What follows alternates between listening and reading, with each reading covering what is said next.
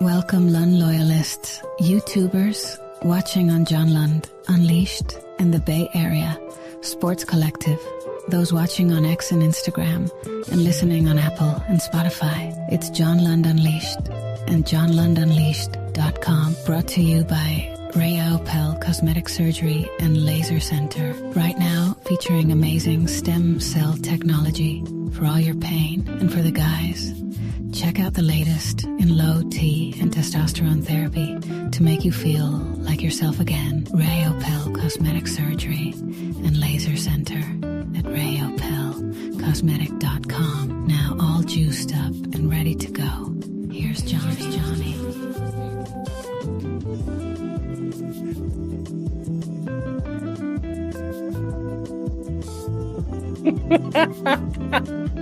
Did you enjoy the sexy open? I thought it was a Saturday and we would ease into things and do a sexy open. Did you like the breathy open? Hey, good morning, Lund loyalists, those watching on YouTube in the Bay Area Sports Collective. Listen to that music. Very sexy. Good morning. It's hard to get revved up with this music, though. Very nice. Hello. Good morning. It's Saturday. It's a very sexy Saturday. I'll go out to the... I bet I surprised you with that. I will go out to the chat line in just a second. If you were new around here, thank you for making the time on a Saturday. That is not the normal open that I sprung on you just a moment ago. It is episode 82. John Lund Unleashed. You're watching on X, possibly, or on Instagram, maybe Twitch, or certainly on YouTube, where the Lund loyalists all hang out. Thank you for hanging out with us. We do a Saturday at 10 a.m. Pacific, and man, that's why you can't take the weekend off. It's far too busy.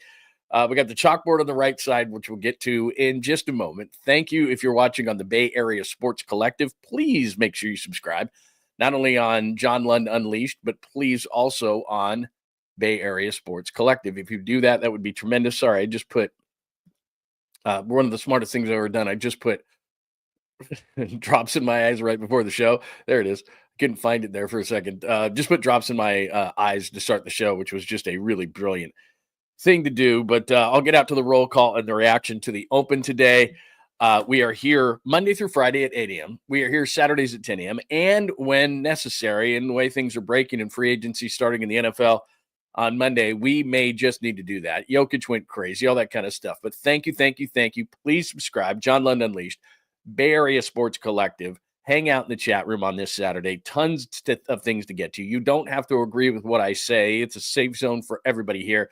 And the last thing I'll say is thank you for going to JohnLundUnleashed.com, where we have a bunch of stories up every single day. I will show you that very quickly, and then we can get on to things because it is a busy Saturday. You have things to do, but I appreciate you stopping by. But here's what we do there on that. So I got the blog up. There's the 49ers thing. I'm writing a piece right now on Jed York, why Ayuk won't be traded, Debo, Curry, so he scored 56, takeaways from combine, all those kind of things. We have a blog that we do. And then if you look at the homepage here at JohnLundUnleashed.com, if it will ever load, there we go. Meet your host. Latest YouTube shows will replace that. So all the YouTube stuff, archive it. You see that red button, you just go there. Unleashed podcast, Unleashed blog post, and we even have merch, which, by the way, I just got that hat, the black hat. Very nice. So we got the merch. Mike had the bucket hat on the other day. My wife has the this deal that every woman has to have, the cup. So anyway, you can check that out all at JohnLundUnleashed.com. We appreciate it. And one last thing, as I told you, 𝐟𝐵𝐿, our fine sponsors of the program. I tell you this every time we meet. Cosmetic Surgery and Laser Center. I'm doing some great things right now. Low T. I had low T. I don't anymore. Testosterone. You feel great. You can see my energy right now where you can't see it, but you can feel it. And it's all because of Dr. Jeffrey 𝐟𝐵𝐿 and the Cosmetic Surgery and Laser Center, 𝐟𝐵𝐿 in San Ramon. It is worth the drive right now. If you've been thinking about testosterone therapy, low T, those kind of things, you're going to feel great like I do every single day. And here's the other great part about it is no shots every week. They do one procedure. It's very quick. It's very easy. You're out of there in about 30 minutes, and you're good for about 5 or 6 months at a shot. So it's absolutely great. And also my wife, as I tell you all the time, and all you have to do is hit that QR code right there. You hit that QR code. Let me get that back up there. The QR code. and you can make an appointment right now with 𝐟𝐸𝐵𝐿. My wife is doing stem cell, and stem cell is absolutely great. She's got pain in her shoulder and in her elbow, but neck, knees, anywhere you're having that pain, stem cell research is absolutely great. You may have had other things before, they spin the blood and all those kind of things, PRP, but you add the stem cell, and I'm telling you, you're going to feel great. My wife, all those things that she has in the freezer, all these different contraptions that she has, she doesn't have to use them anymore. She's feeling great. It's been about 3 weeks, and all because of my good friends at 𝐟𝐸𝐵𝐿 Cosmetic Surgery and Laser Center in San Ramon. Check them out. All right, there we go. Got everything done. All right, as far as the chalkboard is concerned, I just covered up the chalkboard. What am I doing here? Hang on just a second. Let me get the good stuff. There we go. Episode 82. BASG. I told you about that. We're not only at John Lund Unleashed, which we've done probably, 78 episodes. We're on Bay Area BASC. I kept that up there from the last time. Bay Area Sports Collective. It's me. It's Polymac with Creative Tony and Tom Tolbert, who had a great show yesterday with Ray Ratto in his backyard. I think they went for hours. And by the end of it, they're like, I love you. No, I love you. I love you more. No, I love you more. It was amazing. So go to Bay Area Sports Collective, BASC, on YouTube and subscribe there, and John Lund Unleashed. Jed York, we're going to talk about today the 49ers' new approach, if you believe that. Geno to the Raiders. What does that mean to the Niners? Darnold probably to the Seahawks. Jonathan Allen's going to be released. There was a rumor that Jonathan Allen was going to be part of the Debo trade, but he's going to be released. So would the Niners go after him? Free agency starts on Monday in the NFL, the heavy petting version.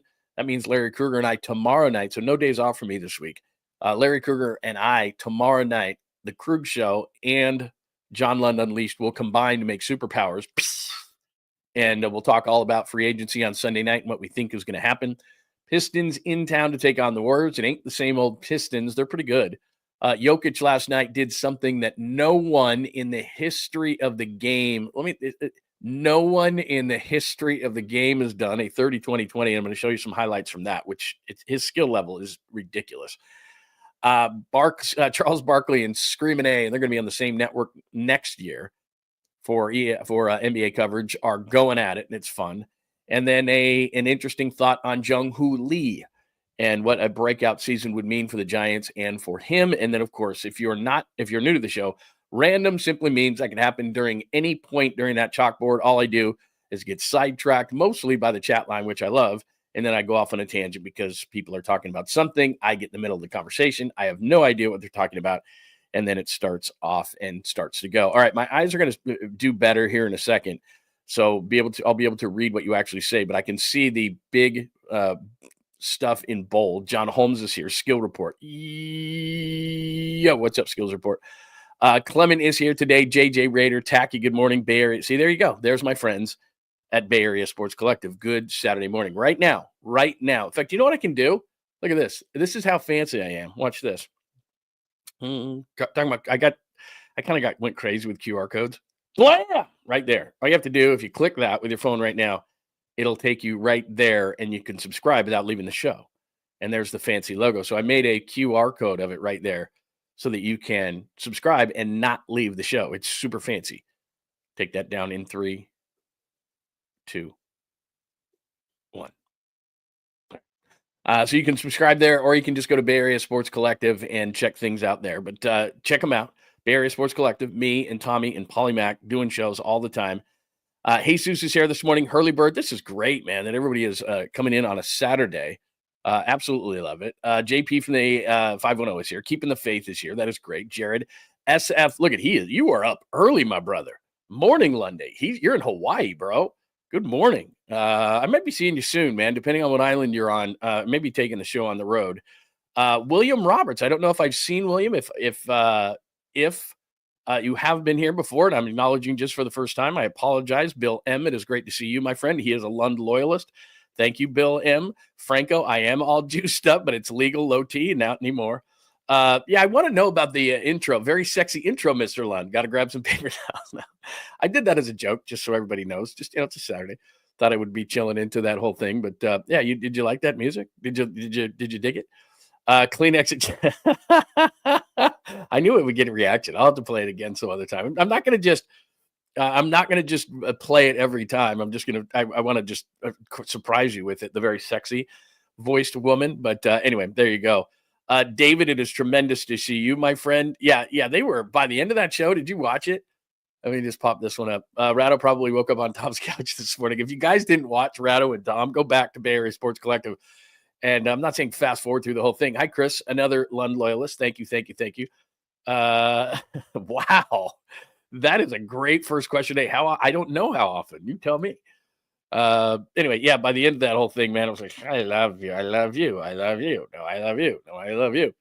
Like and subscribe. Thank you, Papa J. I appreciate any promotion we can. Tolbert almost lost his beer. Yeah, I was in and out because Tommy usually does a tight hour. And man, and the sun was going, and Ratto was all sunburned and stuff. And I thought his beard was going to burn off. Anyway, good morning to everybody. It is tremendous to see you on a Saturday, and I never take your time for granted. So thank you. All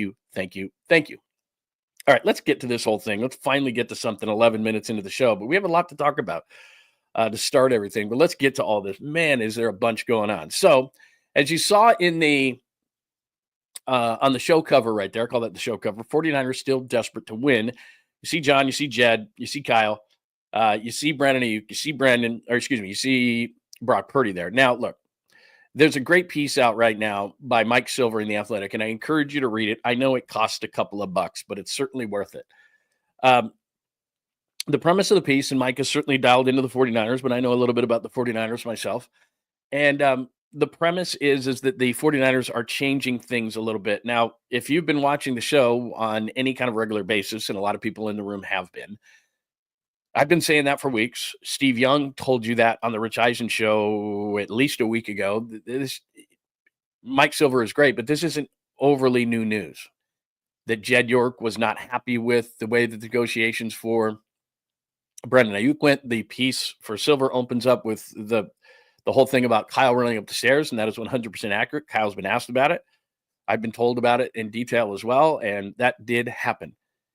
When you buy things, let's relate to this to everyday life for a second. When you buy things on a whim or in a desperate fashion, oftentimes it doesn't turn out well. Well, the reason it didn't turn out well for Brandon Ayuk, and this thing's not over, the reason why it hasn't turned out well so far for Brandon Ayuk, and it's not over, is he got hurt last year. Of course you're pissed.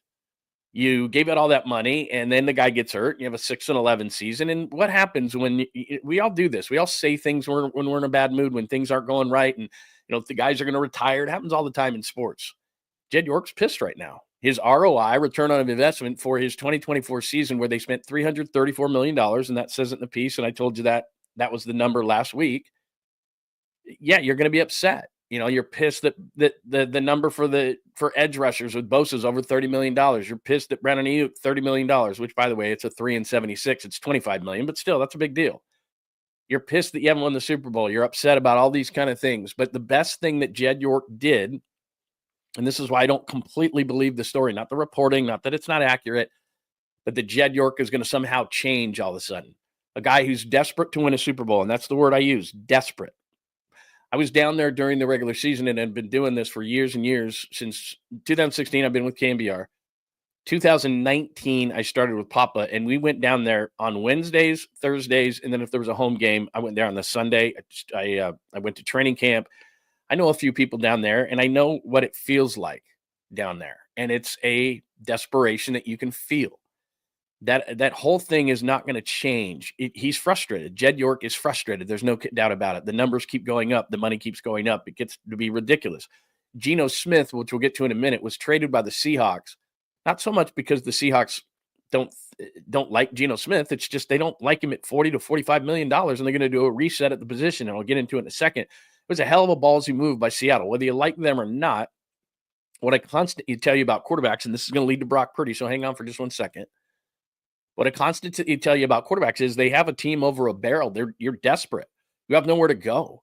Now, if the 49ers wanted to also all of a sudden go about face and say, you know what, we're going to go after Sam Darnold, because Sam Darnold's going to cost us, I don't know, 30 or 35, maybe $40 million. That might be the number by the end with Sam Darnold, but it's one season. So he's not going to get 60 like Brock, and Brock's going to get 55 to 60. And I'll tell you about a story I had when I posted that yesterday. But I digress. Geno Smith's 34 years old.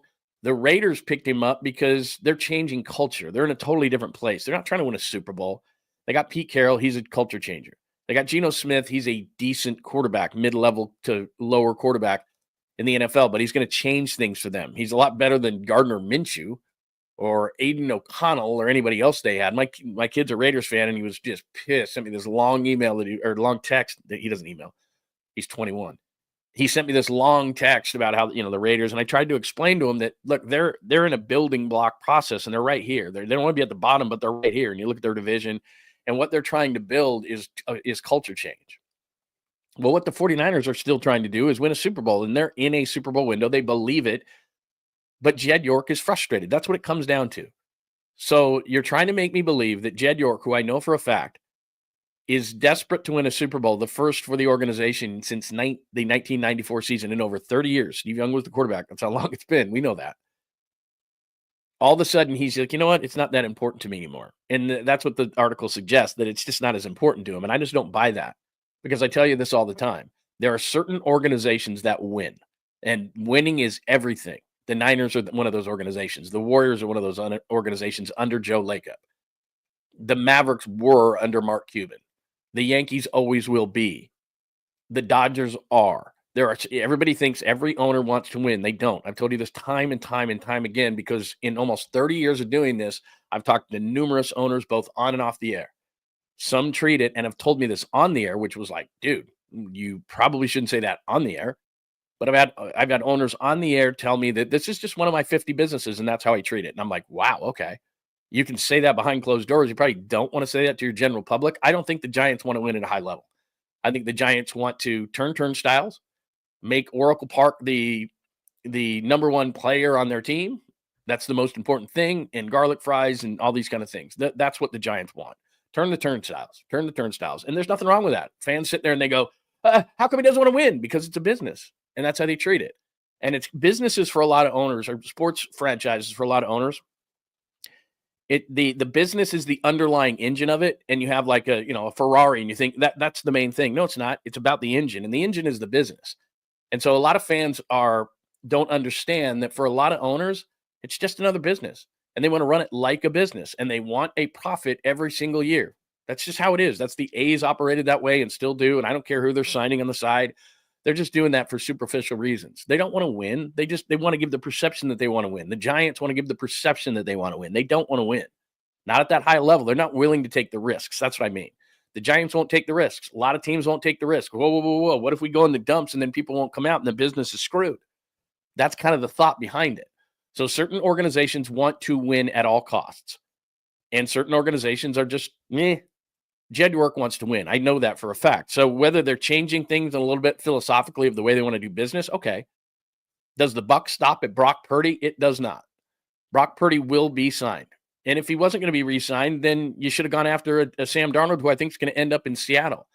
This is an offseason in which there are a couple of options. You may not love the options, but if Jed York was that pissed off, and this is going to be his worst negotiation yet, you're going to take a guy from $1 million a year. It's going to be the largest raise in the history of the NFL. Let me say that again. Brock Purdy's contract will be the largest raise in the history of the NFL. So if you think he had sticker shock on Nick Bosa, if you think he had sticker shock on Brandon Ayuk, you ain't seen nothing yet, brother. Because when you go from $1 million, and it's not going to be $1 million to 60. It's not, hitting the gas pedal. How fast can you get to 60 kind of a thing? 0 to 60. It's not 0 to 60. It's 1 to about, 20 in the first year, 18, whatever it's going to be. Then the second year is going to be big. And then the third year is going to be like, oh my God, it's going to be like $75 million. Now, I don't know how long the contract's going to be. I tell you this all the time. Brandon Ayuk's fourth year with the 49ers, his number balloons in cap value from 16 to 42. Contract over in the fourth year. It's a 3-year, $76 million deal. When you see cap numbers, and you can go to SpotRack, you can go to overthecap.com, and you see the number, when it jumps astronomically, contract's over. It's not really hard to read. So that's the way it goes. So Brandon Ayuk gets a 4-year, 120. It's a 3 and 76, which isn't much more than Debo got or DK got or McLaurin got or any of those guys within that realm. So it's not that outrageous. But he doesn't like that these numbers are going where they're going. Then if you don't, then you got to sell the team. Well, he's selling 10% of the team because he wants to get about $900 million so he can actually pay these guys out. Because everybody goes, sell the team. Well, you don't want totally out of it. So sell 10% of the team, get about $1 billion out of it, and then you can pay more. And they've got a soccer team. They have a lot of stuff going on. But Jed York, bottom line to this whole thing is, despite what the piece says, and it's accurate, and Mike's great, but despite what the piece says, the 49ers still are desperate, I tell you, to win a Super Bowl. So they're not going to go all, let's rebuild. That's not going to help things. That's not what they do. They want to win a Super Bowl. His outlook has not changed. And it makes no sense whatsoever to think that Jed York all of a sudden went from the pile of owners who wants to win at a really high level to the owner that goes, whatever. That's not what it is. That's not what that's not what Eddie D was about. It's not what the 49ers are about. They've never been about that since about early 80s. That's not what they do. They're not going to have a philosophical shift that says we don't want to win, maybe not at all costs, but at a really high level. And I can tell you, having been there time and time again, like I said, during the football season, about 3 times a week, there is something in the air that you can feel when you go down there. Any of my friends can tell you, I say that all the time. You can feel it in the air. They want to win. So whatever that piece says, don't be confused, because we're going to hear about now Monday morning. Monday morning when they don't sign anybody, and you're going to come on and you're going to be in the comment section, or you're going to hit me up on YouTube, or you're going to hit me up on X or Instagram or any of the ways you can get a hold of me at JohnLundUnleashed.com, whatever. And you're going to Lund, they didn't sign anybody. You're a stupid ass. You can call me a stupid ass for a lot of reasons, but they're not going to be day oneers. They're not going to go out with the desperate teams with all the money that do this every single year. The Jacksonvilles of the league that throw around stupid money, and then 2 years later have to trade Christian Kirk to the Texans after overpaying a guy. That's what teams who are desperate do. They're not doing that. The Javon Hargrave, this is what I'm talking about. There's a big difference between saying we're not going to do day one Javon Hargrave signings anymore, and we're not going to sign Brock Purdy. Those are two totally separate things. And people are misconstruing it, and people love doing this because they think it's going to get a bunch of clicks. Oh, the 49ers are done, and they've changed, and Jed this and that. It's not happening. It's like Joe Lacob saying, are we going to win? Because if we're not going to win at a high level, if we're going to be in the 10th spot, we're going to be a play-in game, I'm not paying penalties. That makes sense to me. Now, when he gets an opportunity to get Jimmy Butler, what did Joe Lacob do? He went over the tax again, and he spent a bunch of money, and he gave the guy an extension because he knows he can't help it. He's like, I got to win. And he goes and he gives Butler the extension and looks pretty good so far. The same thing with Jed. He's not going to go like this. Not going to do it. The going rate for a quarterback, and let me get this into Geno Smith now. The going rate for a really good quarterback like Brock Purdy is in the 50 to 55 million range. And then every single year, there's a raise involved. It's not flat. The NFL doesn't go flat for great players. It goes up and up and up and up and up. Joe Montana was the first $1 million quarterback per season in 1989. How long ago was that? 36 years ago. And it's just gone up from there. It doesn't ever go flat because the revenue continues to go up. You think that because Netflix is involved and Amazon is involved and all this kind of stuff, you think it's going to stay flat? Those guys are giving the NFL more, and more. The 𝐾𝐨 contracts always go up. The commercials are always more expensive. Out of your pocket every year to support your team, whether it be tickets or however you want to support your team, goes up. It doesn't go down. It doesn't stay flat. It goes up. So what do you think salaries do? They go up. So Brock is not going to make less. So yesterday on X, I sent this thing out because I saw this thing on Geno Smith that he wants 40 to 45 million in Seattle. Again, a ballsy move, whether you hate him or not. Said we're not comfortable with paying Geno Smith $40 to $45 million. So they're going to let the Raiders do it. And the Raiders are in a different position. As I said, they're trying to grow and change culture. They'll give Geno Smith $40 to $45 million to change culture. He's 34. So in a couple of years, he's going to be gone. And they're going to have this contract, and everybody's going to say how big it is. And it's not really. It's probably a 1-year deal is what it comes down to. And then they're going to draft somebody. Maybe it's not Shedeur Sanders or Cam Ward now at 6, but they're going to probably go in the second round to get a Jackson Dart or a Will Howard or somebody like that. And they're going to groom them as the quarterback because that's the direction they're going to go. So to make that, to kind of correlate that to the 49ers, if they want to, if Jed has really drawn a hard line in the sand, he can say, this is it. I'm not going to have the biggest raise in NFL history on my books. From zero, about $1 million, but I'm saying 0 to 60 just because it's a fun thing to say. 0 to 60, like a car, in 3.2 seconds. But he's going to go from $1 million on the cap to an AAV of around 60 is what it's going to end up being. And it's the largest raise in the history of the game, even though that's just, they're going to move the shell game around and they're going to still have money to spend. And they're not out on certain free agents. They're not going to be day one guys, but they are going to get certain free agents. We hear Jonathan Allen's name. That's legit. There are certain players that they're going to talk to and they're going to get. They're not going to say we're not in on this thing and we're rebuilding. That's not what they're going to do. That's not what the building's about. If it was about that, John Lynch could go right back to TV and make more money. Why is John Lynch hanging around? You know the answer to it.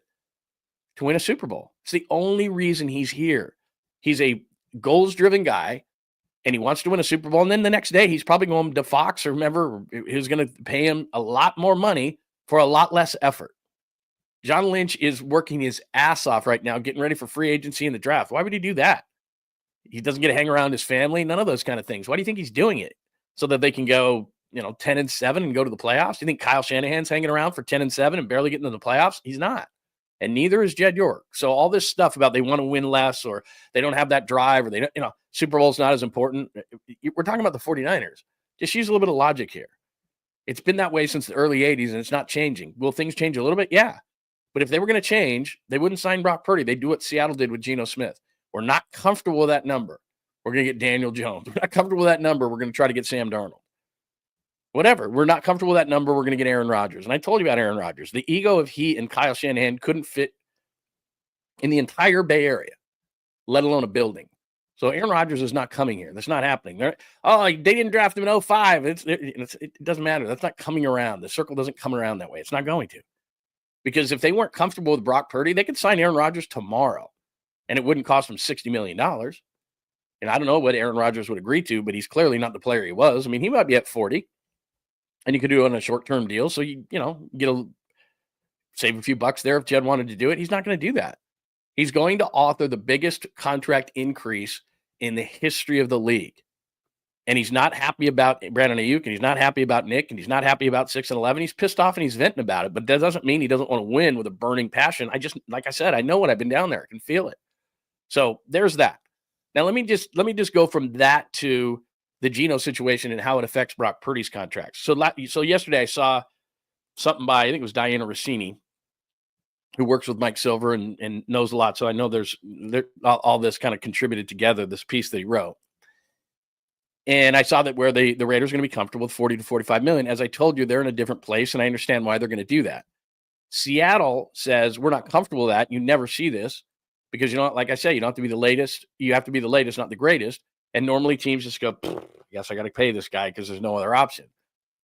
Well, Seattle's got a plan, first of all, which I'll get into in a second. But if Geno Smith at 34, never been to a conference championship game, never took a team to a Super Bowl, 10 years older than Brock Purdy, just about at 25, because people are like, oh, there's no way. I said, Geno Smith's getting 40 to 45, and you're saying that he's not underpaid. He's making 25 this year, so they're going to redo that deal. Brock Purdy's making 60 or damn close to it because he's 25. He's been to an NFC championship game, got his arm ripped off, been to a Super Bowl, could have won it. Wasn't his fault they lost it. And he's only 25, so he's going to be your quarterback for the foreseeable future, the toughest position in all of sports to handle.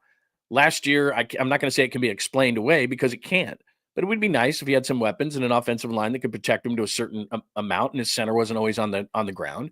I'm not going to make excuses for Brock Purdy throwing the ball down the right sideline against the Rams into double coverage to Juwan Jennings or any of those other kind of things that he didn't look like himself. He turned the ball over way too much. Your superpower, Brock, is to not turn the ball over and to be smart with the ball. That's what you did your first couple of years. Because of injuries, he had to do too much. I expect Brock Purdy to 100% bounce back and be a great quarterback. And the 49ers do too. So if Geno Smith at 34, having not accomplished what Brock Purdy has accomplished at 25, is going to get at $40 to $45 million, sorry to tell you, Brock's getting that kind of money. He's getting $55 to $60 million. It's a fact. So that's going to happen. And so when I saw that with Geno, I'm like, you got to be kidding me. 25-year-old quarterback, 34-year-old quarterback, stopgap quarterback with the Raiders, franchise quarterback with the 49ers. You may not be smart enough, as a lot of fans of the Raiders clearly weren't on my Twitter X feed yesterday. If I have to explain it to you, then you just don't understand the game enough. That's all there is to it. So because he gets that number, Brock's going to get that number, and his agent's dancing. I mean, it's just how it is. 34-year-old, not accomplished. That's all he has to do is go to the meeting with the Niners. They offered him 45. I know that. But the reality is that's where you start negotiations. If you want to end at 45, you don't start at 45. If you want to end at 55, you start at 45. It's going to be between 55 and 60.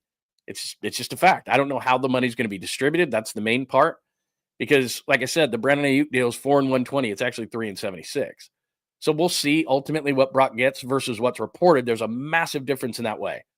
The agent wants it to be reported a certain way so that he can celebrate, and that gets him more clients. Well, that's the agent that got Brock Purdy $60 million. We got to sign with that guy. I mean, that's part of the game within the game. So it does matter what Geno Smith does, and it's ballsy what the Seahawks did. And it affects the 49ers. But if the 49ers didn't like Brock Purdy, we'd be hearing those same things. They're going after Sam Darnold. They're going after Aaron Rodgers. And I don't think they're doing either of those things. So he's pissed and he's upset. But that ain't nothing. The Bosa deal, the Ayuk deal, any of these other deals, that ain't nothing to what's coming with Brock Purdy, because that's going to be the largest increase in NFL history. He's just mad because they went 6-11 and he spent all that money and I spent $334 million for 6-11. He's an owner. He's venting. He's pissed. Makes sense. Doesn't mean there's going to be a philosophical change and that he doesn't want to win Super Bowls desperately. That's just born and bred into him. It's his DNA. It's not going to change. I've decided as I've gotten a little older that wild cards are fine and we'll just keep the turnstiles moving like the Giants. That's not Jed York. It's not going to be that way. So anyway, I could be wrong. The Geno stuff I just mentioned, there you go. And that's what I said right there. It says Geno Smith is expected to get a new deal with Vegas. And then I said, and they say Brock Purdy won't get $60 million. And then a bunch of mainly Raider fans were like, rah, rah. Geno Smith isn't Brock Purdy. He's 34 and never been to a Super Bowl, never been to an NFC Championship game. Brock's 25. He's going to be a franchise quarterback for this team. Geno Smith is a stopgap for the Raiders. And he's not a bad one at that. I'm not mad at the deal if I'm a Raider, like my son texted me, was just going bananas. I'm like, dude, it's fine. So anyway, there's that side as we are on the chalkboard with Bay Area Sports Collective, Jed York, 49ers approach, Geno to the Raiders. Let me go to Darnold to the Seahawks. And I don't know if anybody's fearful of this, but this is another thing I say all the time. If somebody does something, there's another move. If it doesn't make sense to you, especially when it comes to the quarterbacks, teams in the NFL do not expose themselves at the quarterback position without a plan. And that's what Seattle has done. When I was talking about the Rams situation with Stafford and talking about him to the Raiders, first of all, I always knew that was a bluff. It was a bluff that he was going to go to the Raiders. It was a bluff that the Rams basically went, okay, Stafford, go find your market. He did. He called their bluff. The Rams said, okay, fine. And they paid him the money. So what Seattle's doing is they trade Geno Smith for a third-round pick. They're trying to change their team. They've got a new head coach in there. Geno Smith wanted 40 to 45 million. They said no. If Sam Darnold wasn't available, Geno Smith would be a Seahawk at $40 to $45 million. But in the rare occasion, and this is what's happening right now, teams are afraid because Sam Darnold only had the one good year in Minnesota with Justin Jefferson and Jordan Addison and a great head coach in Kevin O'Connor, and he fit their system and all these different things. He was in a perfect situation to have that kind of a year. But we know this, 49ers coaches really liked him. He was the third overall pick for a reason, because he had these physical traits. And sometimes in the NFL, we live in a microwave society that if you're not great right away, and I'm the same way. I'm not saying I'm different. We label somebody as a bust or they suck. I saw Sam Darnold play with the Jets. Bust, sucks, next. Bust, next, sucks. Best, sucks, next. Anyway, I got that confused. But you got my idea. If a guy's not good right away, we're going to throw him on the trash heap and let's get another one. Well, it looks to me like Sam Darnold, kind of like Baker Mayfield, it took a while. He had to be rehabbed mentally more than physically, and all of a sudden he's kind of figured it out. And so to me, Seattle's going to get Sam Darnold. He's a West Coast guy, went to SC, obviously, grew up in Southern California. If the 49ers wanted to do that, I think he'd be more than happy to come back to the 49ers if Jed York was serious and wanted to draw the line at Brock Purdy, but we're not hearing that. So to me, I think Seattle and Sam Darnold are dotting I's, crossing T's, and Sam Darnold is going to be a Seahawk early in this process. And then that whole tampering thing. But Lund, that would be tampering. I get that all the time. Everybody hits me up on social media when it came to like Vlad Guerrero and all that. They can't talk to him. He's under contract. Whatever. When at 12:01 a.m. on Monday, Sam Darnold becomes a Seahawk, that was the greatest negotiation of all time, and it happened in 60 seconds. Wow. We see it all the time. Guys sign, Schefter's reporting it. How did they negotiate that? If they didn't tamper, of course they tampered. They talk all the time. They don't have to talk directly. I don't know if it's a burner phone. I don't know if it's somebody on the Seahawks knows Leonard Williams went to USC. Text Sam Darnold. What do you think? They're just whatever. There's ways to communicate. I don't know if you know this, but there's ways to communicate. It doesn't have to be directly through an agent or whatever. They can go back channels. That's what they're doing. They're not trading Geno Smith for a 3rd-round pick and having Sam Howell as their quarterback next year. It's not happening. So I think Darnold's going to be a Seahawk. I think they're dotting I's and crossing T's. I think that Seattle did that. That's the reason they did that. And the reason why it relates to the 49ers is if Jed York was serious and wanted to draw a line in the sand and I'm pissed off and I don't care about winning Super Bowls anymore, which is not true, then he could do that. He could say, I'm not going to be the guy who signed off on the biggest salary increase in the history of the league. Like if he's really pissed, that would be the last thing he'd do, right? It's like when you wake up with a hangover and then you go clean up and you get a whiff of the vodka bottle from last night. You're like, whoa, I'm not drinking. Like some people do that, but I'm not. So if he was really that pissed, he wouldn't do it. Seattle did it. It's rare, but they know what they're going to do. I 100% believe that. So there's Darnold to the Seahawks. In terms of Jonathan Allen, let me give you this from Nick Allen, from Nick Wagner of ESPN. Great guy. Tremendous with the numbers. Should be following him. So again, if Jed York didn't want to do anything, and maybe he won't, and I don't know that Jonathan Allen is a day one, or maybe he is. Maybe he's got a place he wants to go. But there were rumors that Jonathan Allen would be coming to the 49ers in the Deebo trade. Did not happen. Former first-round pick out of Alabama. He's about 30 years old. Going to make $16 million. Can they fit Jonathan Allen in? I don't know. I'm sure there's a number of different teams, but here's Nick Wagner. 49ers had interest in Allen trade talks for Deebo. Dollars are too high. Like I said, about $16 million per season. Assuming they'll be lower now, would think the Niners have interest. As with everything, price will be a deciding factor. So I don't know. That will also tell me if the 49ers are in or out. I'm on this one, I don't think they're going to get Jonathan Allen. I haven't heard DJ Jones' name other than he's a fit. They know him. It makes sense. He's 30. He's not going to cost as much as Jonathan Allen would. With Nick Bosa and an edge rusher, which I think they're going to try to get, you don't need to be you don't need superstar defensive tackles in this whole thing. And that's what when they look back and they let Armstead go, was injured, making too much money, all that. You need good defensive tackles. You don't need superstar defensive tackles. Now, are they going to go early for a defensive tackle? They might. But one of the reasons I don't think they're going to pay for Jonathan Allen is, and I've told you this before, Daniel Jeremiah, who's great with the draft with NFL Network, said there are 24 starting defensive tackles in his mind with his rating system in the NFL draft. Last year, there were 12. So with the 49ers thinking to themselves, are we going to pay or not? I like Jonathan Allen. But he's going to command a lot of money because the salary cap increase in the league, teams need defensive tackles.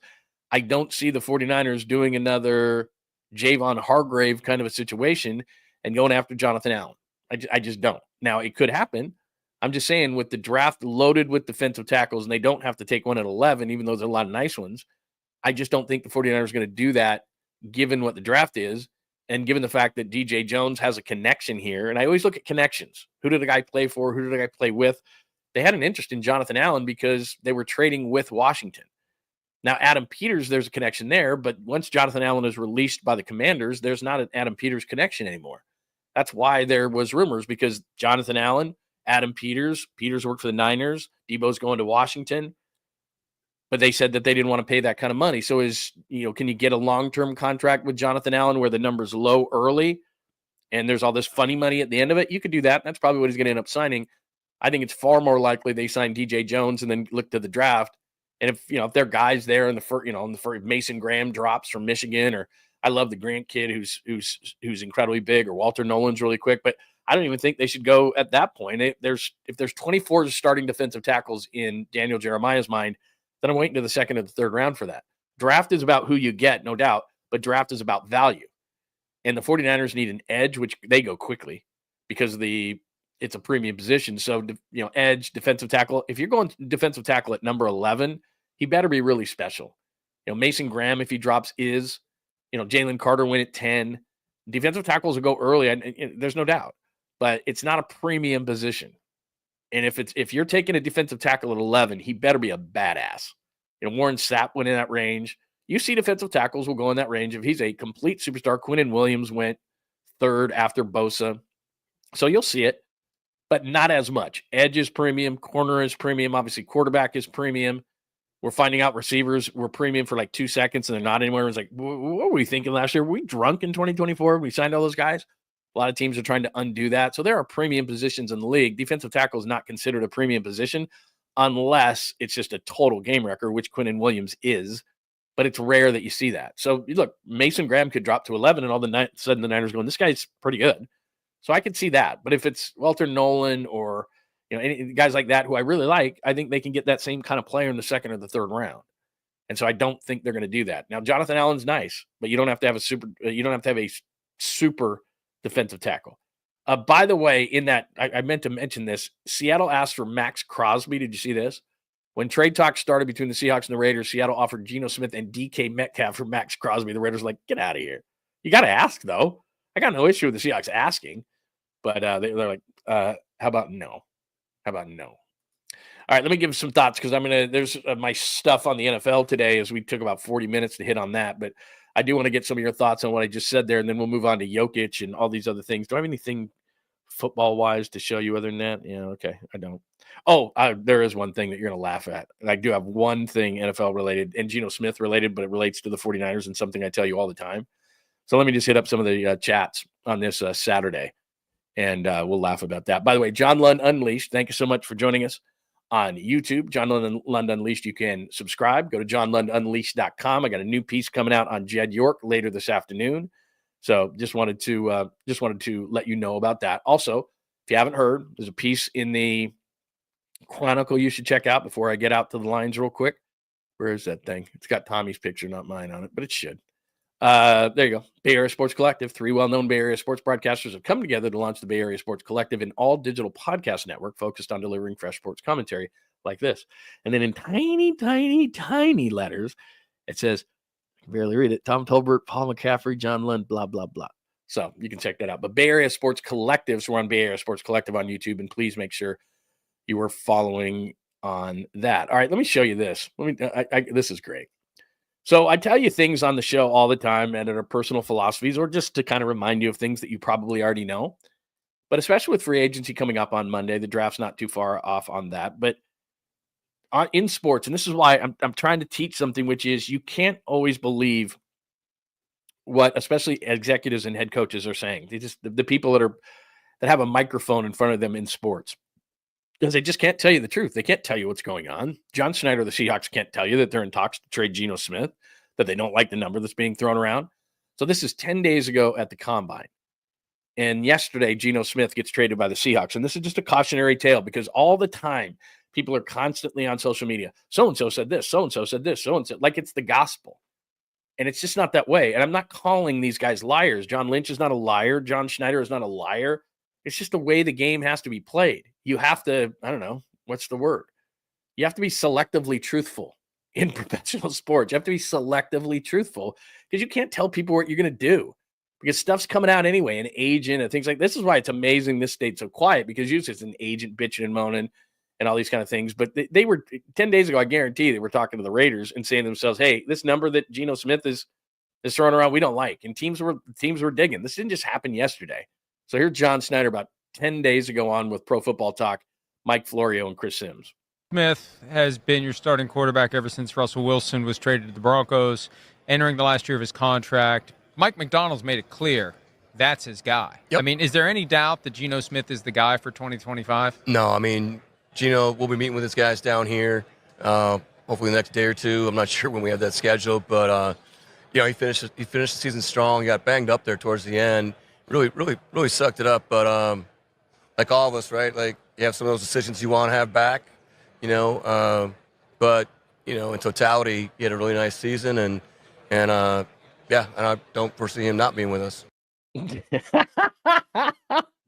So you know what? I'm always saying that. Don't believe anything. It's lying season. You're like, Lund, what are you talking about? You don't know anything. John Schneider's not a bad guy, and I don't even consider that lying in professional sports. I call that selective truth. Selective truth. Because John Schneider can't tell you, you know what, Mike Florio? Yeah, we're looking to trade him to the Raiders. Like, why would you can't say that. When you're asked a point blank direct question like that, of course you have to say he's going to be our quarterback. It keeps you leverage. If you say we're looking into trading Geno Smith, leverage goes, and then all the, Then all the piranhas come and, like, yeah, we're gonna get you because we know you don't have any leverage. You just say you're gonna trade him. You just said that you're having problems in contract negotiations. You just said that he's not worth $40 to $45 million, which is what he's asking for. Leverage. Lying season. 24/7, 365 in professional sports. And I don't even consider it lying. It's selective truth because they can't. So when John Lynch says something like Debo's going to be here, and then a month later he's gone, what's he going to say? We don't want Debo around. Debo had a terrible year. We know that. We used to have a thing called the Truth Machine that I authored. Actually, Mitch Moss and I. Mitch Moss is is in Vegas doing an awesome job. But we did the Truth Machine. And the reason why we did the Truth Machine, because they're not always telling the truth, and they can't be telling the truth. It's stupid. If your general manager or head coach is always telling the truth, no matter what sport you like, then you should be pissed off. Like, sometimes it's needed or necessary. Sometimes to light a fire under a guy's ass, you have to say he was terrible tonight. We can't have that. He's got to play better. Like, sometimes you need to do that. But most of the time, you can go up to the player without the gaze of the press and say, hey, man, we need more. Like, you can keep a lot of things behind the scenes. If you see something go public from an organization, a team, an owner, an executive, a GM, they did it on purpose. There was a reason behind it. But when they lie, it's not lying. You can't say that. You can't say Geno's on the block. You can't say we don't want Debo. You can't. It doesn't work that way. So I saw that yesterday and I just rolled because I say it all the time. And then people come to me, but John Lynch said this. But Kyle Shanahan said that. Now, Kyle's not a very good liar at all. But executives all the time. John Schneider is an amazing liar. I mean, look, he didn't even flinch. Look at this again. Smith has been your starting quarterback ever since Russell Wilson was traded to the Broncos, entering the last year of his contract. Mike McDonald's made it clear that's his guy. Yep. I mean, is there any doubt that Geno Smith is the guy for 2025? No, I mean, Gino will be meeting with this guy. Poker face. I mean, that's just like poker face, man. I don't play poker with John Lynch. He just flat out lied straight to Mike Florio's face and didn't even flinch. Nah, no doubt. Love that guy. Love that guy. That's why I don't. With Kyle Shanahan, he's not a great liar. When he, after the season, had that press conference and just salivaed all over Brock Purdy, he means that. He loves him, even at the number. He loves him. Just like licked his face. I mean, I love the guy. John Schneider is just cold and calculated. And like I said, I don't even consider that lying, even though I just said he lied. He didn't really lie. He was selectively truthful with Mike Florio. He's not going to tell him the truth. So anyway, there's your lesson of the day. Lying season, 24/7, 365. 24/7, 365. Just saying. It's crazy. So when somebody says something, just think about the logic. Rather than just saying, well, he said it. That person said that, so it's true. It's kind of like the internet. Selective. Use your instincts a little bit. It's not always truthful. So anyway, what else do we have on the lines today? God, my eyes are still messed up from those eye drops. Ayuk smoke still out there. There's no doubt. I keep telling you this, and it could happen. I'm not saying it couldn't. $18 million gets accelerated on the cap minus his salary for the season. And it'll be about $11 million for Brandon Ayuk not to play for you. So I know that Jed York's pissed off. But and I'm sure they've already said it to him, when the bean counters say, okay, I get it, Jed, but you're going to have to replace the guy. Then you're going to need a number one wide receiver. It's going to probably cost you more. And oh, by the way, you're paying Debo $31 not to play for you. And then you'd be paying Ayuk $18 not to play for you. And you're paying Eric Armstead still not to play for you. And you're paying Charvarius Ward still not to play for you. And on and on and on. They're over $60 million in money that the 49ers are paying this upcoming season, 2025, for players not to play for them. That would piss me off worse. Then I know I'm pissed about the Ayuk thing, but the other thing I would explain is it's 3-76. Still a lot of money. It's not 4-120. So I don't know. I'm just saying. Something to know. No, I'm not doing anything. It's just I put eye drops in beforehand, and my eyes are just not drying out. So I'm trying to read as best I can here. But I may need to go, even though I had the laser done, and my eyes are generally good. I may have to go to glasses just to read small print, because every once in a while I have to do that if I have if I put eye drops in. So anyway. Let me just double check and then we'll move on, because DK Metcalf is going next. I don't know where everyone's saying Patriots. Hi 49ers, Brian. Good to see you. Everyone's saying Patriots on DK. That'd be great. If I was a Niners fan, I'd be like, go to the Patriots. I don't care. They need a weapon. What scares me though about that is, look, I'd rather have DK than a draft pick. I don't care. I think DK is one of the most underutilized, undervalued, not underrated, but undervalued wide receivers in the league because Seattle just hasn't figured out how to use them. And I don't know that New England would as well, but I'm not saying that I want this to happen. But if DK was like on the Eagles or give me a great quarterback, was on Kansas City, which I wouldn't want to see or anybody like that, DK Metcalf could blow the top off the league.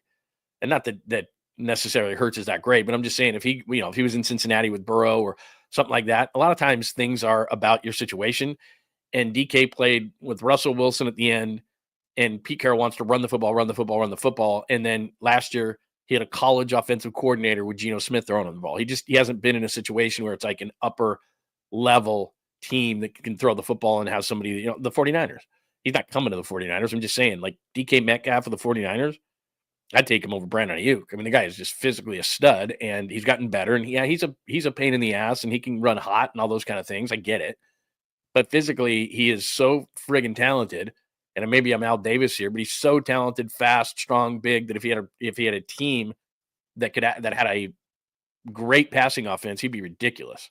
So I hope he goes to the Patriots because then he's completely out. He's completely irrelevant, and he's playing with Drake May, which he's a young guy, and I don't mind that guy, but it's going to take a minute for them. So yeah, I've heard that, but I guess the bad side for a Niners fan. A team like New England is so desperate that I wouldn't be shocked. He's not going for a 1, but I wouldn't be completely shocked if he went for like a 2. And for New England, they're picking near the top of the first round. So Seattle gets a high 2, and then for Geno, they get a 3. Now they're starting over. I get it. And Jackson Smith and Jigba is really solid, and they need offensive line help. But they're terrible. They gave up the most pressures in the entire league last year. And I don't mind their tackles so much, but their interior, their offensive line is the worst in the league. It's terrible. So they shore that up. They get Sam Darnold. They get another receiver next to Smith and Jigba. And the way that Mike McDonald can coach defense, they need to get Ernest Jones back, but they could be a problem. They're not right now, and nobody's calling them rebuilding. I don't know that I would say that. I think they're retooling. I think that's what Seattle's doing. Anyway, anything else on that? Okay. Good to see everybody. Welcome on a Saturday, about 52 minutes into the show. We try to do a tight hour on Saturday, but there's way too much going on. So let me just move it to this, and we'll get back to the 49ers. So keep them coming if you want 49ers talk. It's fine. But I have to play this. And the reason I do, and we're at the midpoint, so we went over Bay Area Sports Collective, Jed York, 49ers approach, Geno to the Raiders, Darnold to the Seahawks, Jonathan Allen, could he be a Niner? I don't think so, but we'll see. Free agency starts Monday, Kruger and I on Sunday night on the Krug Show and John Lund Unleashed. And Detroit at Golden State, I have not mentioned that. So let me hit NBA real quick, and we'll double back to the 49ers because everybody's going crazy on the chat line. I can see that. People mentioning Scattaboo. I like that kid, by the way. I digress. All right, let me hit NBA real quick. The Pistons are better than they used to be. They're not as terrible as they used to be. Cade Cunningham and crew coming into the worst. That's going to be a fun game tonight. A big game because the Warriors need to keep things going. There are less than 20 games in the season, so down the stretch they come. We're absolutely down the stretch. But I gotta give Jokic love because he plays in Denver. Sorry, Denver. Love Denver. Great city, great sports city on the West Coast. One of the best. But Jokic to me is a little bit like Curry in that he just doesn't get the respect, and he is so damn skilled. I'm not ready to say that Nikola Jokic is the best center of all time, but I will say this, and I feel pretty good about it. And I covered Sabonis with the Blazers. Now, he was older in his career, but he could pass and do all these different things. And Jokic reminds me of Sabonis a lot. Arvydas Sabonis. I had a liner for one of the shows I did. I was doing drive time in Portland when he was there, and they had Pippen and Steve Smith and Damon Stoudemire. It was a good team. And Arvydas Sabonis came on our show one time, and you can hardly understand him because he's got such a thick Russian accent, but he made a promo for us one time. And my partner's name on the show was Kenny Vance. He was a big dude. And he said, I think we called our show The Big Show. And he goes, welcome back to The Big Show, featuring the biggest big man, Kenny Vance, and John Lund. And it was just like the way he said it. Dude was 7'3" and well over 300 pounds. He was just massive. And I wish people would have saw him before he came over. He got drafted by the Blazers in 1986. And he didn't come over for years. And so he had bad knees and all this kind of stuff, but his skill level was off the charts, the way he could pass and do all these kind of things. But Jokic takes it even to a next level. And what he did last night, he had hit the first 30 points, 20 boards, 20 assists in the history of the game. And I just want to show you some highlights. I know you know. But I just want to show you some highlights in the skill level. And because he plays in Denver, I just don't think he gets his accolades. And he reminds me of a 7-foot Curry in that you just watch these guys and he's so damn entertaining and he can do everything. He can shoot, he can pass. The IQ is off the charts. So anyway, the first 30, 20, 20. We'll go back to some NFL in just a second, but you got to watch this. We have to play this today. Here you go.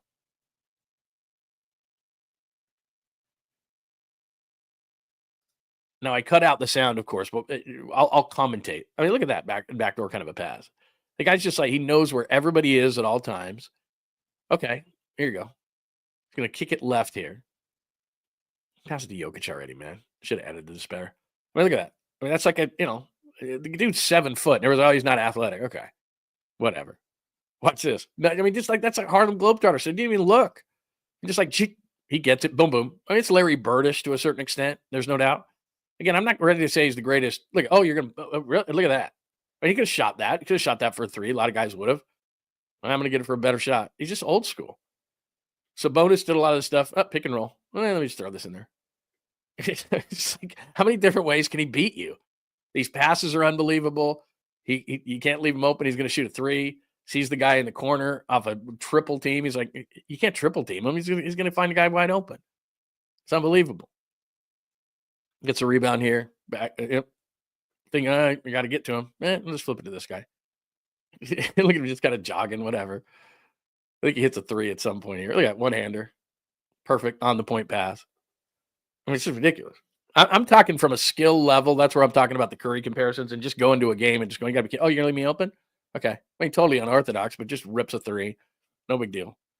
And his demeanor, like after the game, he was on with Scott Van Pelt of ESPN, and Scott, you're gonna come at me for a 3. I'll just go right around you. And Scott Van Pelt he was on with after the game, and Van Pelt was just saying, but no, it's the first 30, 20, 20 in the history of the game. I mean, are you kidding me with that stuff? But he's sitting there going, it's the first 30, 20, 20. And Jokic is just like, yeah, yeah, sure, whatever. I mean, he's just so even keeled. He's a lot like Steph in that way. But because he plays in Denver, he doesn't get the love he deserves. And he's the MVP every year, 30, 20, 20. Like, you can give me Shai Gilgeous-Alexander and all these different guys, and that's fine. He's the MVP every year. It would get boring. I mean, they used to even not give it to Jordan sometimes, and then Jordan would just use that in the playoffs. I was covering the Jazz when Karl Malone got the MVP over Jordan, and Jordan went, okay, and just kicked his ass in the finals, just crushed him. And after every game, it was like he'd have this snide comment afterwards with a grin on his face. Yeah, but I'm not the MVP. Just after every game of that series where they beat him in 98, because like I said, I'm in the press conference sitting there and just waiting for it. Jordan's going to give him a snide comment about Carl, and I'd make sure that was the thing that led my broadcast or my show the next. And I'm not the MVP though, and that's the way he used it. So every year, it was boring to give it to Jordan every year, so they just didn't. After a while, I was like, all right, this guy's going to win it. This guy's going to win it every once in a while. Jokic could be the MVP every single year. I mean, it's ridiculous. That game last night was ridiculous, just crazy. And then this morning I saw those highlights, and I'm just, because I watched the game. And it's just this pass, that shot, scoop shot, 3-point. Like, how do you defend that? And yet it's not like he's the guy jumping out of the gym. That's where people just get screwed up in all of sports. It's got to be the most athletic, got to be the fastest, got to be the highest jumper. His game is going to mature just fine because it's not based on athleticism. It's just based on he's got so much friggin' skill. And that's just what he does. He outskills you. And that's what Steph Curry does. He outskills you. And then you just sit there and you watch a game like that and you're like, oh, my God. But he doesn't get near the credit. I mean, that was an amazing game last night. He goes 30, 20, 20. And then before we get back to some NFL, because I know some people want to do this, Charles Barkley and Stephen A., I think next year, even though I don't love these kind of shows, and I doubt Charles would do it, they need to once a week just have a Barkley v. Stephen A. show. I don't know if I don't know how they'll do it. I don't think Charles wants to be on First Take or any of those jackassery shows. But yesterday I played this cut from Charles Barkley, and essentially what he said is that why is ESPN always talking about the Lakers and the Warriors? The Cavs are really good, and Oklahoma City's really good, and all that kind of stuff. And Kendrick Perkins is a jackass, and I can't believe we're going to have to work for that network next year, and this and that. So he goes off in this diatribe and tangent, and of course, Screaming A retorts, and he retorted the exact way that I told you yesterday, which is the reason they talk about the Lakers and the Warriors all the time is because ESPN does an insane amount of research. And every single morning in your inbox at ESPN, I can't believe it would fit, they would send you the Holy Bible, but it was sports. Every stat, just every possible thing. And along with that, this is what people are buzzing about. We're doing the research, and you think you're done talking about Dak Prescott and the Cowboys, but you're not. You think you're done talking about LeBron, and you're not. You think you're done. Whatever is the overblown thing that you're like, oh my God, if they talk about this, and they do, and you're like, and then you watch. And that's how ESPN does things. So they're going to talk about the Lakers. They're going to talk about the Warriors.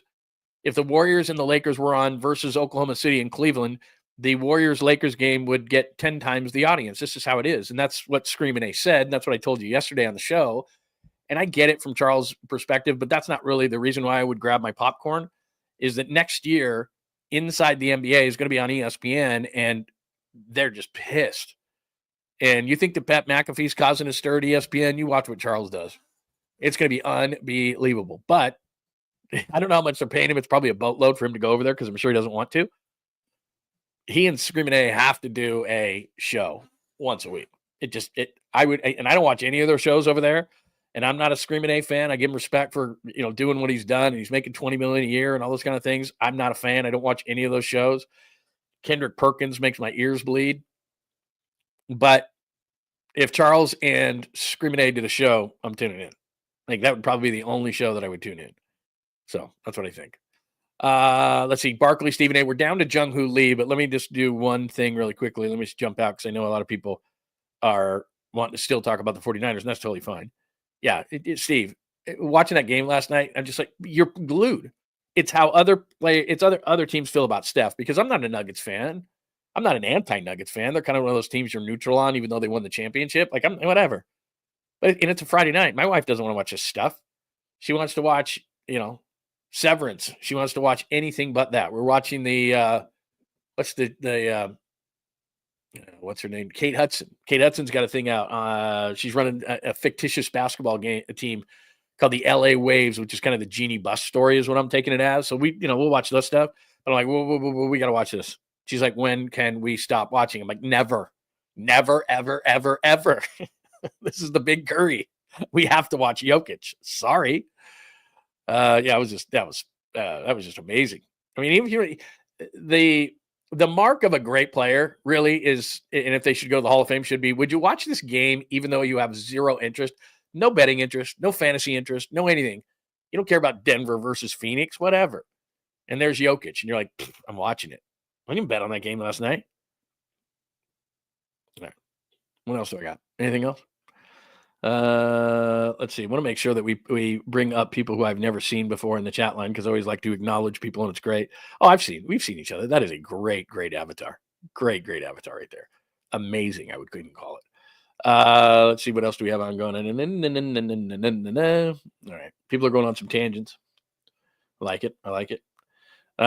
Jake from the 510. I'll take Barkley versus 𝐼𝐸 versus one segment with Perkins. I'd rather scratch it out. I'm not a Perkins guy, but like I said, Barkley and Stephen A are going at it, and I guarantee that the ESPN executives are like, I don't care what it takes. 𝐼𝐸 will do anything. I mean, he's under contract for $20 million. It says right in his contract, you will do whatever we want you to do. You're a money whore, and you're going to take whatever. In Charles Barkley's deal, it probably says, let's like on Fox. You ever see Joe Buck on any of the Fox jackassery shows during the day? You ever see Troy Aikman on any of those dumb shows? You ever see Howie Long on any of those dumb shows? I mean, they work for Fox. They're not going on those dumb shows. They're like, get out of here. I'm not going to sit there and listen to this crap. Oh, your made up theories and stuff. No way. They're not going on those shows. Never, ever. So maybe Charles Barkley has that in his contract. Like, I never have to go on First Take or any of the other crap. He may just say that. But I can guarantee you that ESPN executives right now, we're on a big mahogany table, and they're going, look, I don't care what it costs. Advertisers will pay us 10 times that. Just ask Barkley what his price is to go on once a week with 𝐼𝐸. It's going to happen. There's just too much money. There's just too much money involved, I think. All right, let me not play this, and then we'll go back, I promise, to some 49er stuff, because there's a lot of good things. But let me just, before I forget, because you know me, I'll forget this stuff. And I do have a 𝐾𝐵OOST pistol, by the way, that I've got to ask you a question about. So don't go anywhere, because I got something good for you. Let's see, where is that? If I don't, it's no big deal if I can't find it. I thought I put these in a better order today. I thought I was going to be able to find everything. Oh, there it is. So Jim Bowden, who I often reference, writes for The Athletic, used to run the Nationals and the Reds. And he does a good job. He's on Sirius XM, all this kind of stuff. In fact, I think he has a Saturday show.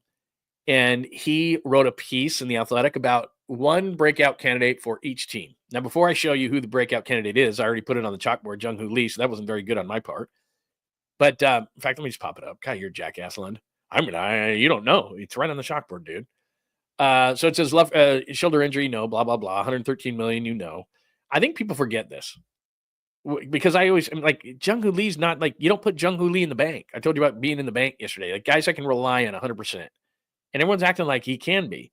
He hit 262, 2 home runs, 2 stolen bases in 37 games. That's your leadoff hitter. 2 stolen bases, 2 home runs, 262, a 641 OPS. So Jim Bowden says that he is going to be the breakout candidate for the Giants. Do you know how big that would be for the Giants if Jung-Hoo Lee was that guy? He's a good defender.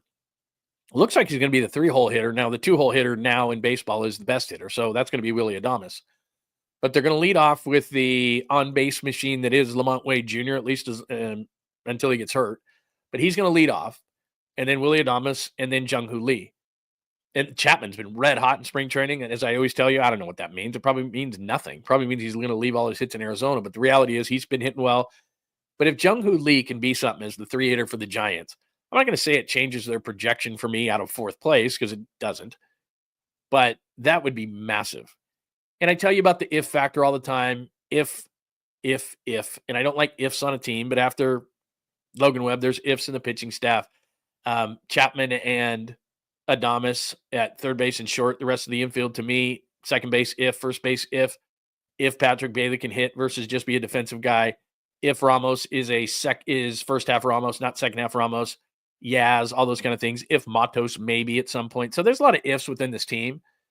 But if Jung-Hoo Lee in center doesn't have to be an if, and I know he can defend, but let's just say for the sake of conversation, he was never a big home run hitter in Korea either, and he was never a big stolen base guy, so he's not a leadoff guy.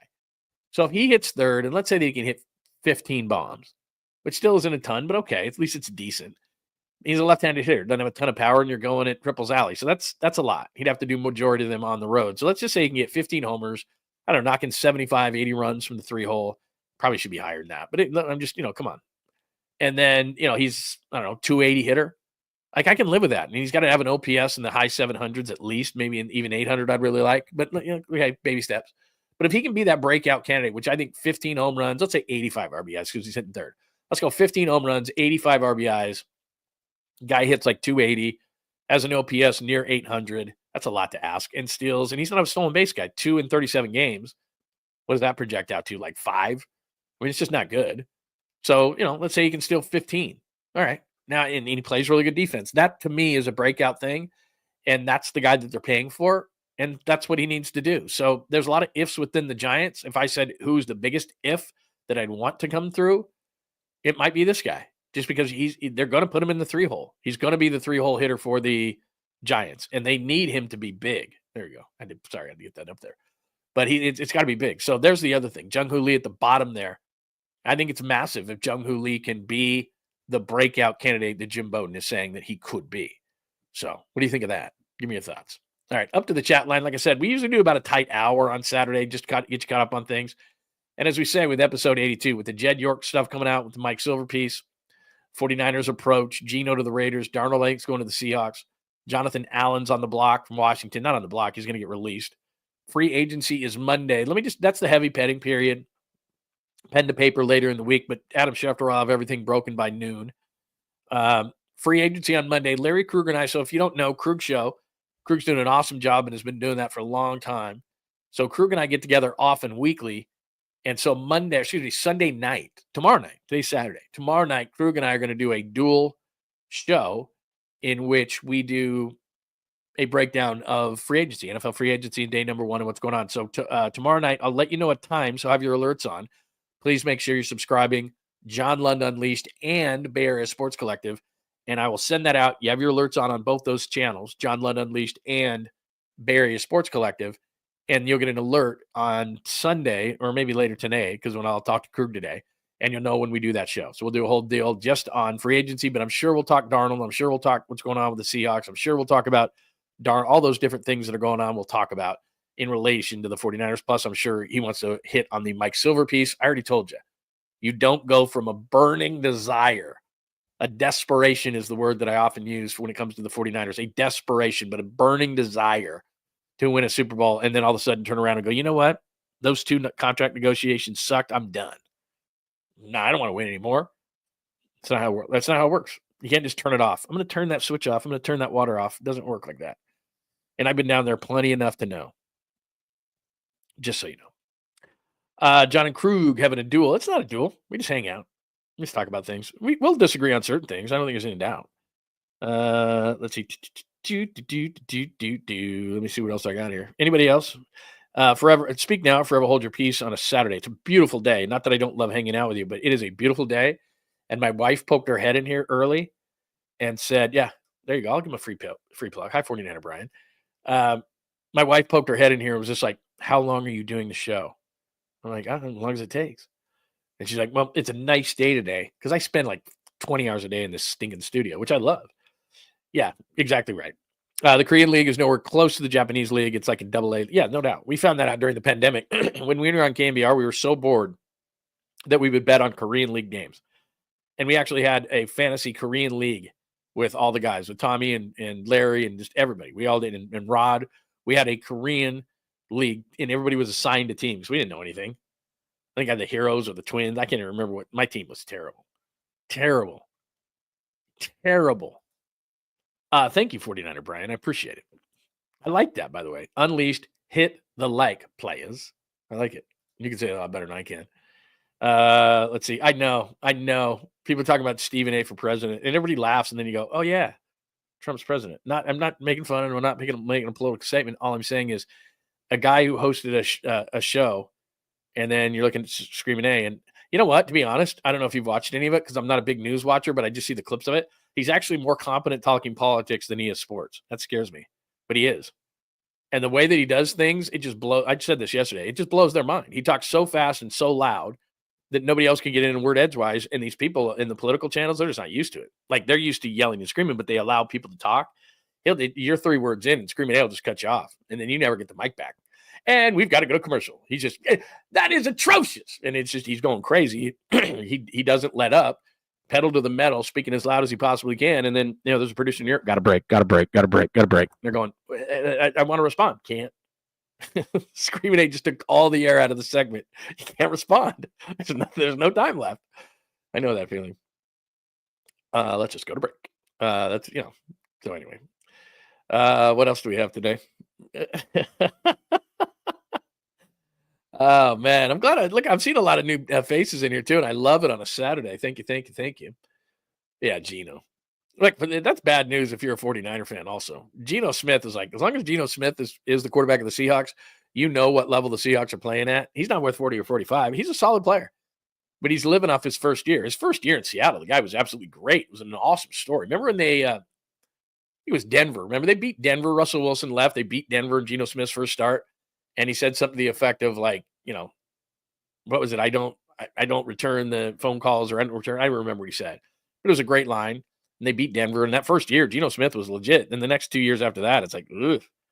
And that's why the Seattle did it. They're like, we're not paying the 20th ranked quarterback in the league. He's accurate, I'll give him that. But we're not paying the 20th ranked quarterback $40 to $45 million. And I also see why the Raiders did it. Because they're desperate and they need somebody competent at the position for Pete Carroll, and Pete Carroll knew him. And I always tell you this, look for the connection. Geno Smith, Pete Carroll. That's where guys go constantly. So when we're sitting there and we're speculating about who could come to the 49ers, sometimes you get a Javon Hargrave situation where it's like, that was out of the blue. That was crazy. But then the free agents that I look for the 49ers, like I said, we'll do this Sunday night with Krug. The 49ers I'm looking for, as far as free agents are concerned, Sherwood, the linebacker with the Jets. DJ Reed, the corner with the Jets. Certain guys, DJ Jones played here. I don't know if they're going to get any of those guys. I don't know what their financial situation really is. The cap is a living, moving thing. That's just what it is. So I'm not sure what they're going to do, but look for connections first. That's always what it is. Connection. And maybe there's a connection we don't even know about. And sometimes, there's just, we don't know anything. Oh my God, they just signed Javon Hargrave. I didn't see that one coming. So it's just how it is. That'll happen sometimes, but most times There's a connection there. Deebo Samuel gets traded where? Washington. Who runs Washington's deal? Oh, Adam Peters. He drafted Deebo Samuel, helped draft Deebo Samuel for the Niners in 2019. Ding, ding, ding, ding, ding. All the time. All right. What else? What else do we got? What else is going on with everybody today? Everybody's hanging out? Oh, I do have a sweet, clean, family friendly. This is actually a question for you as much as anything. I don't know if this is caboose-ish necessarily. If you're new around here on KMBR and with Papa for years and years and years, we did a segment called the Caboose Pistol, the sweet, clean, family friendly Caboose Pistol. And I don't know that this is necessarily a Caboose Pistol. It's more of a question for you because I found it intriguing. So there's a look at that guy. Woof. This is what South Carolina killer said to be executed by firing squad chose for his last meal. There's two things there. Two things. One, firing squad would probably be my least favorite thing if I was going down. Like, I just want the lethal injection. You know, lethal injection is like they just put it in your arm, you fall asleep. Firing squad's like, and plus I wouldn't want to be on the firing squad because I guess they give what is it? They give some guys blanks and then one guy has a real bullet, so you don't even know. You know, I didn't kill the guy. I think I had a blank. I was like, all right. So that's how they do firing squad. I think that's how they still do it. But anyway, standing there and they just go 3, 2, 1, and you're going to get a bullet. Like, yeah, obviously, you did something really heinous, and so I guess I shouldn't feel sorry for you. But still, again, I'm not getting political. I'm just saying, if I was in that position of this not very attractive old man, I would not want firing squad. I would want lethal injection. So there's one. Two, he went KFC for the final meal. Now, maybe that says something about him. I don't know where he's from. But final meal, I think there's two final meals. I think two final meals come to mind for me. See that guy later. Two final meals come to mind for me. Most people, I'm going to say, and I'm speaking for people, so this is probably wrong, but I'm thinking steak and potato, right? Like a big, juicy, fat, like give me I don't know. I love filet. So like a filet, the biggest filet you could possibly find. I don't know, 14 ounces. Just a massive, just 20, I don't care. Filet, love filet. Some people go New York, porterhouse, whatever you want to do, tomahawk. I don't know. It's the state that's providing it for you, so I don't know how good it's going to be. I mean, maybe it's like, I don't know, Sizzler. I don't know if even Sizzler's around anymore, but, there's a big difference between like a Sizzler steak and a really nice joint, really nice steakhouse, Peter Luger's or something like that in New York. Like, there's a massive difference. So I don't know. If you're getting a tomahawk, you might be getting it. It's, $2 steak. So I'm not sure. But most people, wouldn't you say giant fluffy potato with all the fixings, butter, sour cream, the whole deal?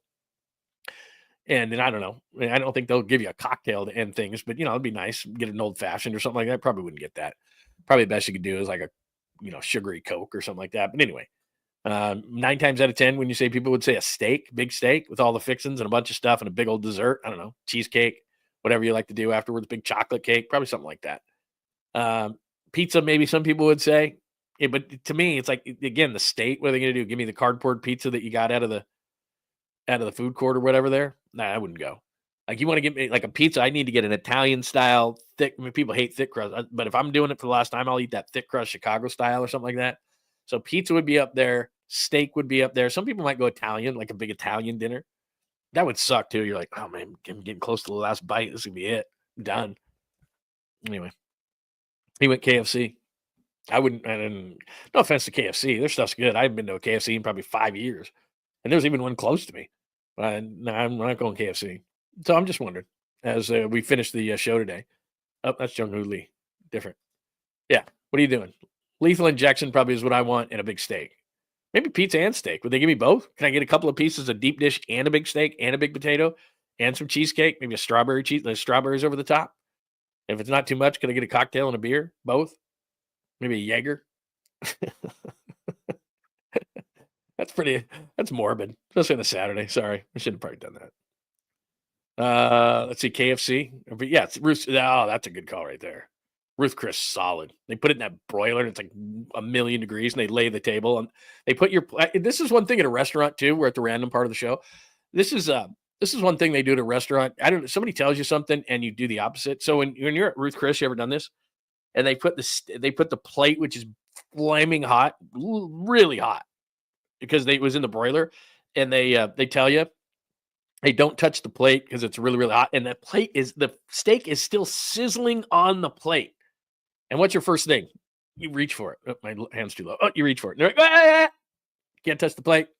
So yeah, Ruth Chris is pretty good. I'd go Ruth Chris. That's very nice. It's a good call. Hey, John Holmes. Pioneer. I've never had Pioneer chicken. Is it that good? Where's Pioneer chicken at? I don't know. Pioneer chicken. Anybody got any thoughts on Pioneer chicken? I don't know. Wow, you're going fettuccine and white wine clam sauce. Very nice. Clams are definitely hit or miss. A blackened fettuccine with like some chicken in it would be nice, but and that's not going to be my final. That's not going to be my final deal. You know. There you go. See, there you go. That's what I just thought. I thought somebody go pizza. A lot of people go steak. I didn't think people would go, pasta would be all right. Let me see this. Tomahawk steaks are always ribeye and ribeye alone. Yeah, I know, but there's certain qualities, right? I mean, certain places are going to have a better steak than somebody else. I'm just saying, if the state's giving me the food, I don't know, man. I don't know. There's Kenneth. Hi, Kenneth. Ribeye medium rare with a nice lobster tail and asparagus. Oh, that's not bad. If you did the asparagus with some hollandaise on the top, you ever do Oscar style, a little bit of crab with the hollandaise and the asparagus on top, loaded baked potato paired with a nice white wine with a nice Chianti. Yeah, that'd be nice. That's a good call right there, Kenneth. If they brought me that, that'd be pretty good. I would eat that so slow. Can you imagine how slowly you'd eat that? Can we take that from you? No, not done. Wow, Chinese food. I love Chinese food. Man, there's no doubt. I'm a beef and broccoli guy, cashew chicken. I like spicy. Something spicy would be nice. I don't know if that'd be my final. John Holmes is going 14. He's going a 14-ounce tomahawk. There you go. You take the bone afterwards and hit him over the head. I'm not dying. I shouldn't have said that. Steak with a good cab. Yeah, nice, deep, tasteful cab would be really nice. I'm going to go up to Napa today. It's a nice day. What else? Anything else? Was that it? Okay. Very good. Just thought I would ask you that. I know it's morbid. I'm sorry. It's a Saturday. We should feel better than that. All right. Let's see. What else do we got? All right. We'll call that a day for a Saturday. Like I said, we normally do an hour, but we're at hour 21, and we had to go over the Jed York stuff. If you missed anything today, by the way, and I can't thank you enough for putting up with me on a Saturday. I really appreciate it. Let's go over everything really quickly again. Bay Area Sports Collective is an awesome place. In fact, I've had that crawl running. I didn't realize we were going to have that going the whole show, but I've had the crawl going the whole time underneath there. Bay Area Sports Collective, new place that we are all, John Lund Unleashed, Tom Tolbert Show. Tolbert Show with Ratto yesterday was out of this. It was just so wild. There's Paulie and Creative Tony, and all you got to do is subscribe to the page. Very, very simple. In fact, I'll pop this up for you right now to impress you. Click on that right now. You don't even have to leave the show. Bay Area Sports Collective, and you subscribe there.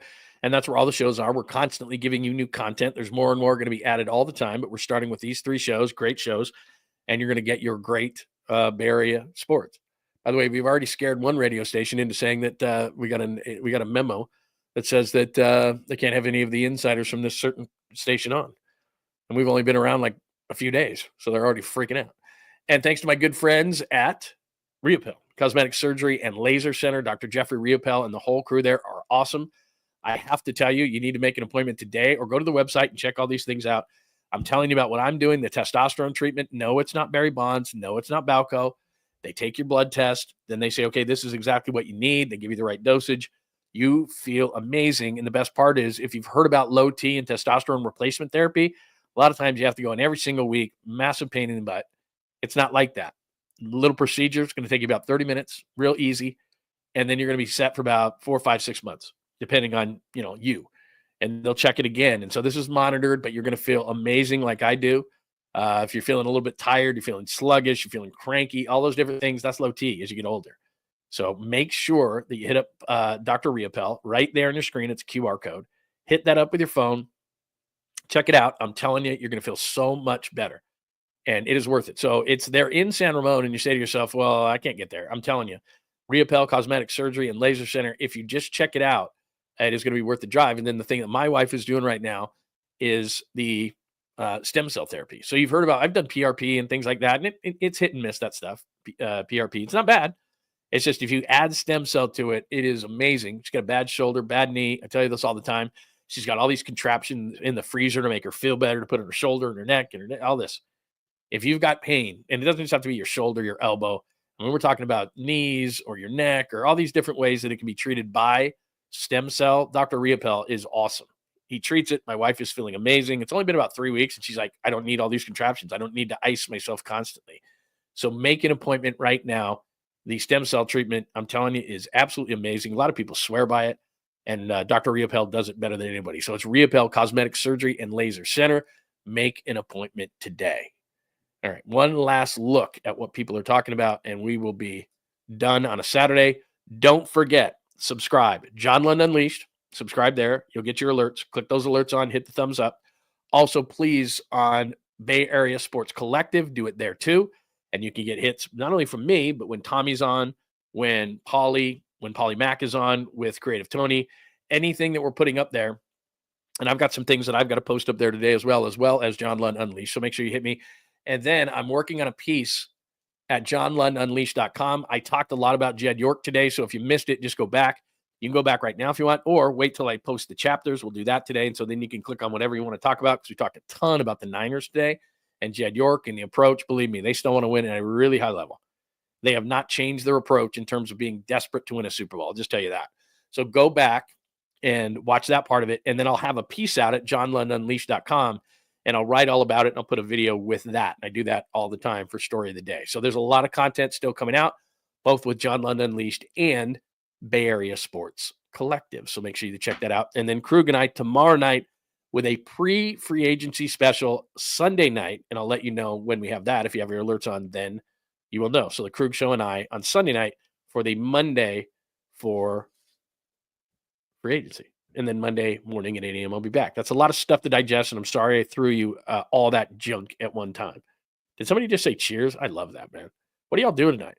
I'm telling you, they are. 49ers, Brian, you're right. It's being overblown. I'm just going to tell you that. You don't change your stripes that quickly. Yep, I'm done. You know what? 2 bad contract negotiations, 3 bad contract negotiations. I'm out. Don't want to win a Super Bowl anymore. That's not how he's wired. Law of Awe. Cheers, John. Cheers to all of you. Seriously, I hope you have an amazing Saturday, an amazing Saturday night. Maybe you're going out to dinner or whatever. I appreciate you taking the time. It's a beautiful day today. So let's go out, enjoy the day. Hit me up tomorrow with Krug, and we'll go from there. Thank you so much. Thanks from John Lund Unleashed. Thanks from the Bay Area Sports Collective. Everybody have an amazing Saturday, and we'll talk to you soon. Thanks for hanging out with John Lund Unleashed. We'll try to be better next time, though I wouldn't hold my breath. Please like and subscribe on the John Lund Unleashed Pod YouTube channel. Watch live shows weekdays at 8 a.m. on YouTube, Instagram, and X. And make sure to have your alerts on for shows throughout the day or night. All things Lund can be found at johnlundunleashed.com. johnlundunleashed.com. Goodbye!